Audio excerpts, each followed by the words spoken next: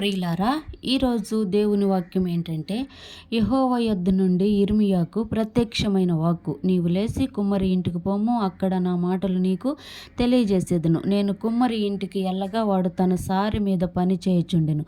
కుమ్మరి జిగటమంటితో చేయుచున్న కుండ వాని చేతిలో విడిపోగా, ఆ జిగటమన్ను మరలా తీసుకొని కుమ్మరి తనకు యుక్తమైనట్టుగా దానితో మరి ఒక కుండని చేసెను. అవును ప్రియులారా, కుమ్మరి పని చేసేటప్పుడు తన చేతిలో మట్టి ఇరిగిపోయినను, తన చేతిలో ఉన్న కుండ పగిలిపోయినను దాన్ని అలాగే వదిలేయడు. మరలా తీసుకుంటాడు, దాన్ని బాగా పిసుకుతాడు, దానిలో ఉన్న రాళ్ళను, పీసులను, దానిలో ఏదైనా సరే కలుషితం ఉంటే తీసి పడేసి, మరలా తనకి యుక్తమైన కుండగా మార్చి, తనకి యుక్తం వచ్చినట్లు తనకి ఇష్టమైన కుండగా మార్చి, తనకి యుక్తమైనట్లుగా దాన్ని మలసి మంచి పాత్రగా తీసి ఒక పక్కన పెడతాడు. అలాగే ప్రియులారా, మనం యేసయ్య చేతిలో నుంచి జారిపోయినా, మనం ఆయన చేతిలో నుంచి విడిపోయినా మనల్ని యేసయ్య వదిలిపెట్టడు. మరలా మనల్ని తీసుకొని తనకిష్టం వచ్చినట్లుగా ఈ లోకములో మనం జీవింపచేయడానికి, తన పోలికగా పుట్టిన మనము తనకు మాదిరిగా జీవించటానికి